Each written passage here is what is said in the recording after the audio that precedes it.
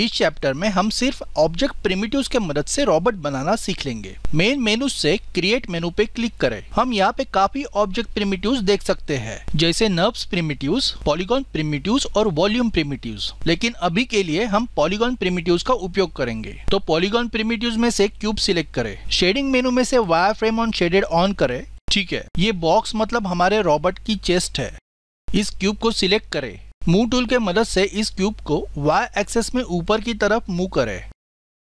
अब इस क्यूब को इस कदर स्केल करते कि ये रेक्टेंगल बने। अब मेन मेनू में से एडिट पे क्लिक करें। उसके बाद डुप्लीकेट पे क्लिक कर इस क्यूब को डुप्लीकेट करें। अब हमारे पास दो क्यूब है, P cube 1, P cube 2। P cube 2 को थोड़ा नीचे की तरफ ट्रांसलेट करें। इसी के साथ इसे थोड़ा स्केल डाउन भी कर लेते हैं। इस पी क्यूब 2 को डुप्लीकेट करने के लिए कीबोर्ड पे Ctrl+D प्रेस करें। इस तरह हमें यहाँ पे पी क्यूब 3 मिलेगा। अब इस पी क्यूब 3 को नीचे की तरफ मूव करें। अब इन तीनों क्यूब्स को हम ट्रांसलेट और स्केल कर एडजस्ट कर लेते हैं। इस बीच वाले क्यूब को, जिसका नाम है पी क्यूब 2, इसे थोड़ा सा रोटेट भी कर ले।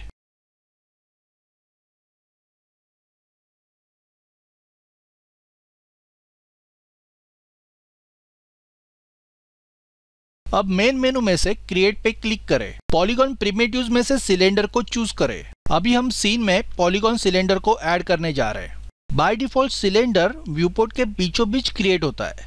अभी सिलेंडर को सिलेक्ट कर ऊपर की तरफ मूव करते हैं। अब इस सिलेंडर को 90 एंगल में रोटेट करने के लिए इसके रोटेशन जी फील्ड में 90 टाइप करते हैं और इसे पी क्यूब 3 के नीचे प्लेस करते हैं। ये सिलेंडर मतलब अपने रोबोट का हीप है। अब इसी सिलेंडर को डुप्लीकेट करते हुए हम ऊपर की तरफ मूव करेंगे। अब यहाँ पे इसे थोड़ा स्केल कर लेते हैं।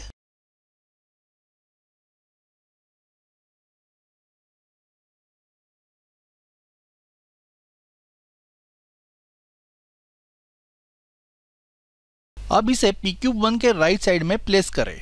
ये सिलेंडर अपने रोबोट का शोल्डर है।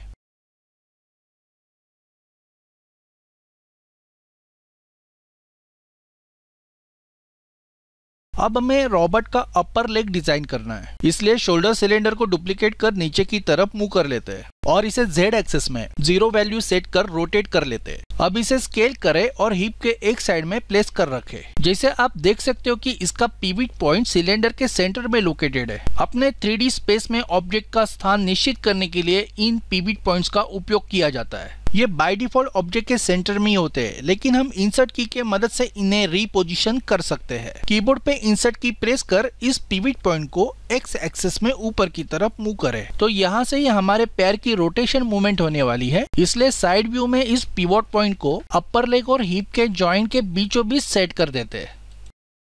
इस पिवट पॉइंट को नॉर्मल ट्रांसलेशन मोड में ले आने के लिए वापस कीबोर्ड पे इंसर्ट की प्रेस करें। अब इस नए पिवट पॉइंट के साथ हम अपना अपर लेग रोटेट कर सकते हैं। अब इसी लेग को डुप्लीकेट करते हुए नीचे की तरफ मूव करते हैं। इसे रोटेट करते हैं। अब ये सिलेंडर हमारे रोबोट का लोअर लेग कहलाएगा। हम यहाँ पे इसे रोटेशन और ट्रांसलेशन के मदद से थोड़ा फाइन ट्यून कर लेते हैं।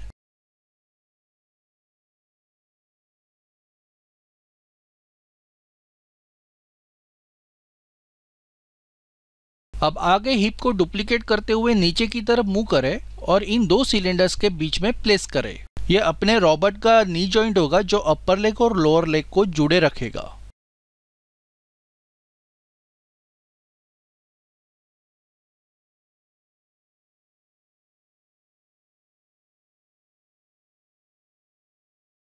अभी हिप को सिलेक्ट करें। इसे डुप्लीकेट करते हैं, थोड़ा स्केल डाउन करते हैं और इस हिप के सेंटर में इसे प्लेस करते हैं ताकि ये पैर और हिप में एक कनेक्शन ब्रिज का काम करे।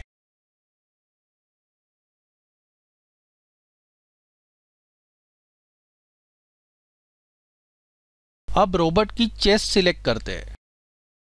इसे डुप्लीकेट करें और इसे नीचे की तरफ ले आए। अब इसे हम लोअर लेग के नीचे प्लेस करेंगे। इसे स्केल कर ले।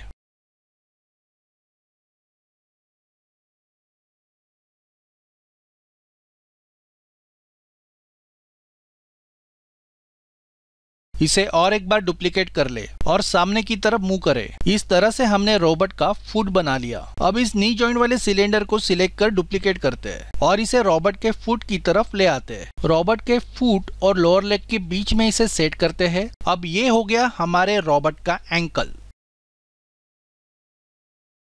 अब शोल्डर जॉइंट को सिलेक्ट करें, इसे डुप्लीकेट कर बीच में से प्रोपोर्शनली स्केल डाउन करें और चेस्ट के सेंटर में प्लेस कर एक्स एक्सिस से स्केल करें। ठीक है, अब थोड़ा इस फुट को भी एडजस्ट कर लेते हैं।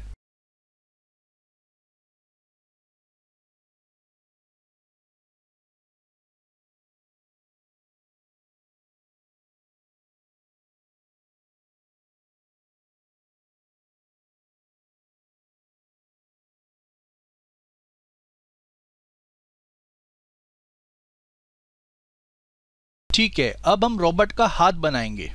रोबोट का अपर लेग सिलेक्ट करें, इसे डुप्लीकेट कर ऊपर की तरफ ले आते हैं। इसे रोटेट करें, थोड़ा सा स्केल भी कर लेते हैं। इस तरीके से हमने अपने रोबोट का अपर आर्म क्रिएट कर लिया। अब अपर आर्म को डुप्लीकेट कर नीचे की तरफ ले आइए। अब इसे रोटेट करें। अब आगे रोबोट के नी जॉइंट को डुप्लीकेट करें। इसे अपर आर्म और लोअर आर्म के बीच वाले हिस्से में ले जाए। इसे स्केल कर ले। अब यहां पे हमारे रोबोट का एल्बो जॉइंट हो चुका है।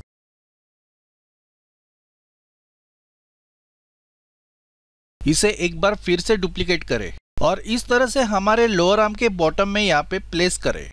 अब हमारे पास रिस्ट जॉइंट है।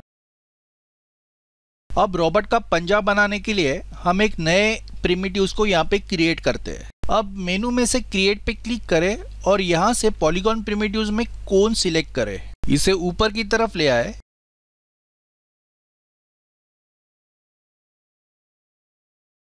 अब स्केल करके इसकी लंबाई बढ़ाते हैं और फिर इसे रोटेट कर इस तरह से प्लेस कर लेते हैं। तो इस तरह हमने इस रोबोट का पंजा क्रिएट किया। यहाँ पे थोड़ी बहुत एडजस्टमेंट कर इसे फिनिश कर लेते हैं।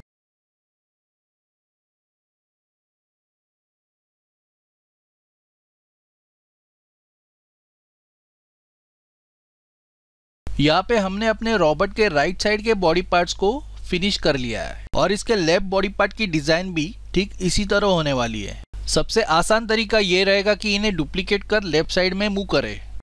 तो रोबोट का पंजा इसका रिस्ट, लोअर आर्म, एल्बो और अपर आर्म शोल्डर के साथ सिलेक्ट करें। कंट्रोल डी के मदद से इन्हें डुप्लीकेट करें और फिर फ्रंट व्यू से इस डुप्लीकेट हाथ को रोबोट के लेफ्ट साइड पे इसे सेट करें। अब इसी तरीके से रोबोट के अपर लेग को सिलेक्ट कर डुप्लीकेट करें और रोबोट के लेफ्ट साइड पे इसे मूव कर सेट करें।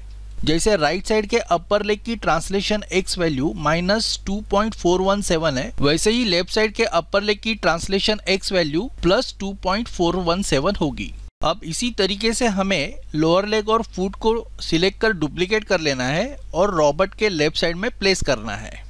ठीक है, तो दोस्तों इस प्रकार से हमने रोबोट के बॉडी को बेसिक प्रिमिटिव शेप से क्रिएट किया है। याद रखिएगा कि ये लेक्चर आपको प्रिमिटिव शेप्स के बारे में सिखाने के लिए बनाया गया है, वरना प्रोफेशनल मॉडलिंग इस तरीके से नहीं की जाती। हम मॉडलिंग का प्रोफेशनल अप्रोच आगे आने वाले ट्यूटोरियल्स में जान लेंगे। अब इस रोबोट का हेड क्रिएट करते हैं। इसके लिए मैं इसके चेस्ट को कंट्रोल डी से डुप्लीकेट कर ऊपर की तरफ मूव करता हूँ, फिर इसे स्केल कर लेता हूँ ताकि ये हमारे रोबोट के हेड की तरह लगे।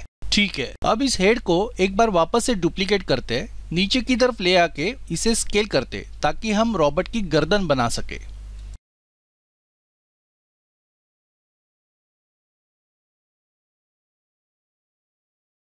अब इस गर्दन को हम दो हिस्से में बनाएंगे।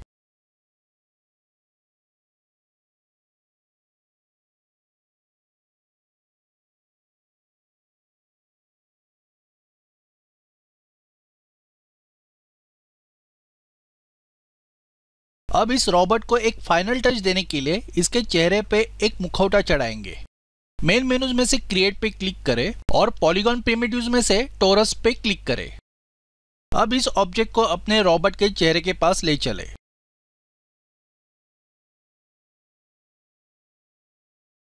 इसे रोटेट करें।